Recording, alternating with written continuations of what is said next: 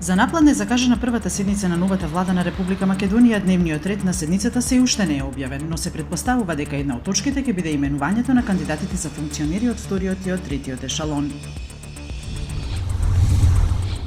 Вчера не истече крајниот рок од 18 месеци, како што објавија повеќе медиуми во кои СЈО треба да покрене обвинение или да ја запре истражната постапка за првите предмети што ги преседе во негова надлежност. Туку тоа е 30 јуни. Според Дојче Веле, рокот е поврзан со два услови. Првиот е исполнет на 4 декември со преземањето на 34 предмети, а вториот е на 30 декември, кога лидерот на СДСМ ги предаде материјалите од незаконското следење на комуникациите во СЈО.